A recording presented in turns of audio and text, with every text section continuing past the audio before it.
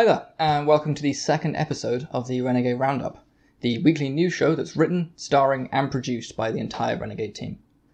On this week's show, we talk about the Nintendo accounts getting hacked, Tom and Jerry's animator Gene Deitz unfortunately passes away, the new Ghost in the Shell Netflix series gets a second series just before the first one's even aired, a new Nier Automata mobile game has been announced, Venom 2 gets a subtitle and a revised release date, Animal Crossing has more stuff coming to your island, and a fan-favourite show has got a surprise new episode on the way.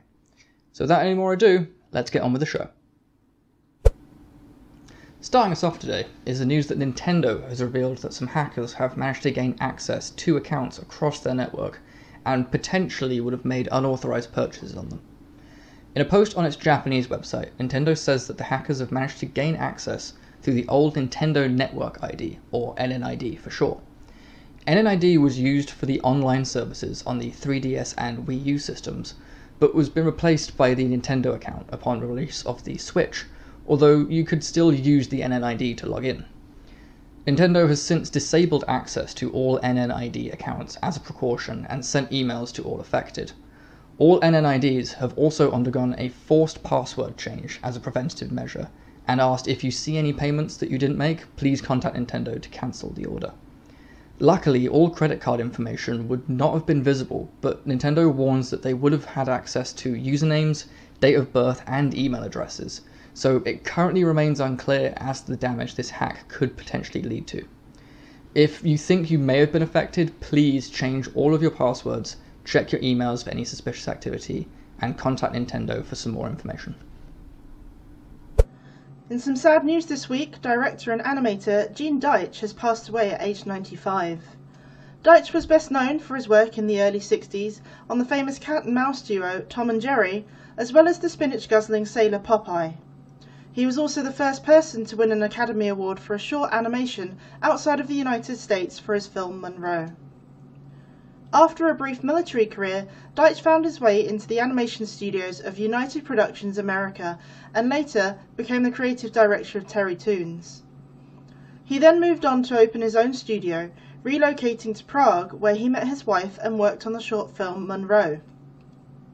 From 1960 to 1963, Deitz collaborated with Rembrandt to direct Popeye cartoons for television with King Features, and from 1961 to 1962 directed 13 new Tom and Jerry shorts for MGM. Deitz passed away unexpectedly in his home on Thursday the 16th of April. It's currently unknown as to the cause of his death, but he is survived by his wife Zendinka and his 3 children, all of which followed their father's footsteps to become animators themselves. All of us at Renegade Revolution give our deepest condolences to his family and friends. Hello you awesome boys and girls, I'm Anthony aka Mad Wizard. So an interesting bit of anime news this week is Ghost in the Shell has now got an anime series on Netflix, yes, entitled SAC 2045, and according to resources like the rest of the series, this particular season is set in a different time period or different time series like just all of the others. So it sounds interesting. After a global financial crisis, the world has been engulfed by artificial intelligence-driven sustainable war, which is up to Section 9 to counteract new forms of cyber threats. So very, very interesting. As I say, I'm not that big into Ghost in the Shell, but this does look very, very good. It's a 3D CGI anime, so I'm really looking forward to that. I've seen Netflix remaking a lot of classic animes like from the 80s recently. There was Devilman Crybaby, which was an absolute fantastic anime. If you haven't seen that, I'd highly recommend it, so go watch it. And of course they're doing a live adaptation of Cowboy Bebop, yes, 2, or in this case 3 I should say, very good cult sort of anime classics which are getting a remake, and of course, as I say, 3D CGI. Me personally, I think like most anime fans, I don't think that there's I think we are very classic to the 2D animation. sort of side of the anime series. But as I say, I've seen also very, very good 3D CGI anime movies and series. As I say, two very good ones. I say you've got Dragon Quest, Your Story, and of course recently Beastars. I think that just as the technology becomes a lot more widely available, I think that people will start using this a lot more within the anime series or anime universe, I would say. But I think that if it's done well and tastefully, I think that yeah, it can work out very, very well. I think it's here to stay, and yeah, I'm all for it. Apparently it's a fantastic lineup of cast. I'm not even going to attempt to say their names in case I butcher it. As I say, it's currently it's a 24 episode series. The first 12 are up on Netflix now for you to go and watch. I know I'll be watching it, so I hope that you'll be watching it as well. So yes, if you did like the series, comment down below, and yes, I'm super looking forward to it. Following the announcement of the remaster of Nier Replicant, the release date of Sinnoh Alice, another mobile game for Yoko Taro, Platinum and Square Enix have announced a new Nier video game.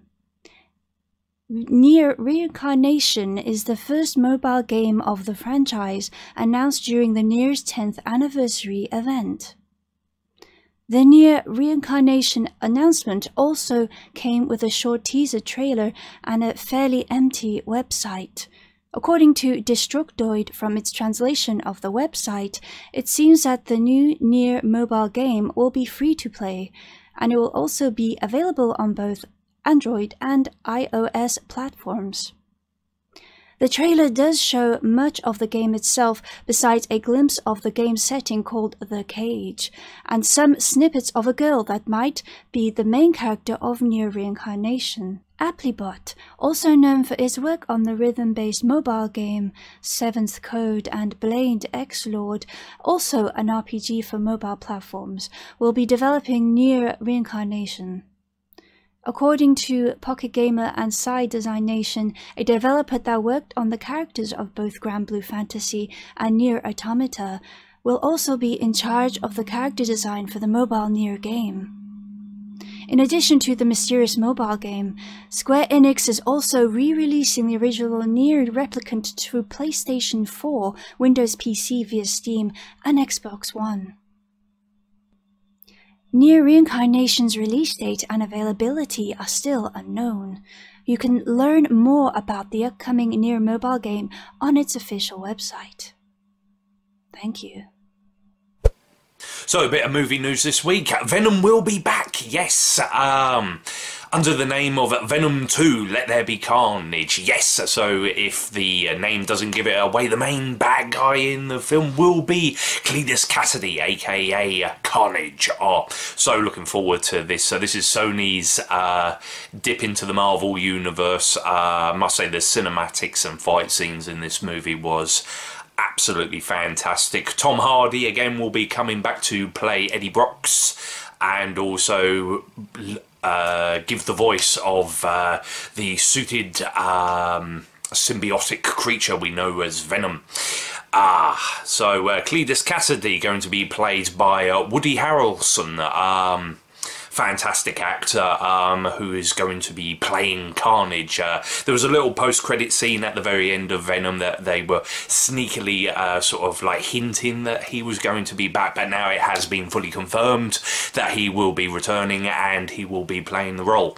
As I say, according to resources, after spending a bit of time, Eddie Brock and Cletus Cassidy together in a holding cell, and after acquiring his own symbiotic suit, that Carnage will be coming back with a vengeance and battling Venom in many different ways. Like, you know, however it's going to be absolutely fantastic.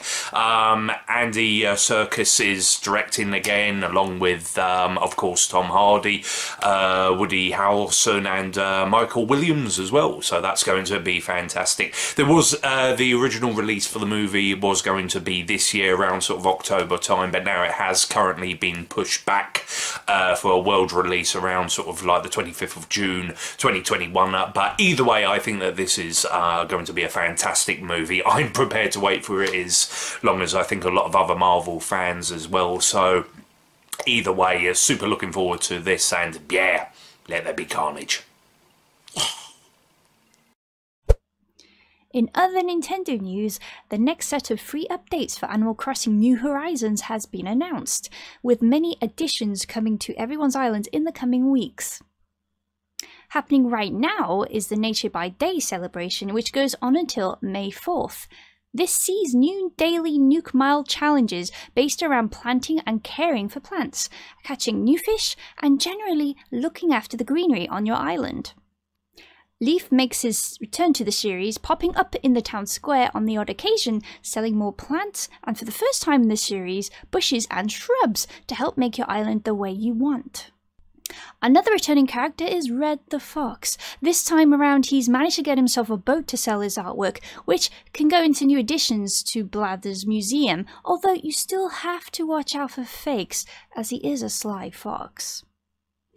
International Museum Day brings a stamp rally to Animal Crossing New Horizons, and will have players viewing fish, insects and fossils they've collected and getting stamps for visiting exhibits.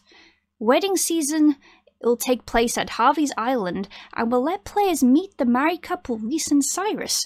They'll also be able to arrange and take anniversary photos with them in the wedding picture studio, and will earn wedding-themed items as a reward.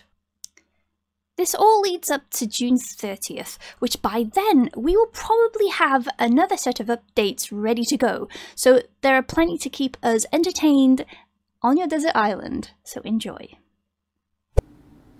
Finishing up today is the return of a fan favourite show of the last 10 years. NBC has announced a half-hour Parks and Recreation special set during the current pandemic and self-isolating times that we're currently living in. All of the main cast have signed on to star, from Amy Poehler returning as the headstrong Leslie Knope, to Chris Pratt's lovable idiot Andy Dwyer. During the episode, which is airing on April 30th, a telethon will run concurrently, where all donations going towards Feeding America, a non-profit hunger relief organisation in America. State Farm, Subaru, NBC and the writers, producers and cast of Parks and Rec have pledged to match up to $500,000 in combined donations. Speaking to CBS News, executive producer Michael Schur spoke about getting the cast back together. I sent a hopeful email to the cast and they all got back to me within 45 minutes, he said. Our old Parks and Rec team has put together one more 30-minute slice of quarantined porny life, and we hope everyone enjoys it and donates.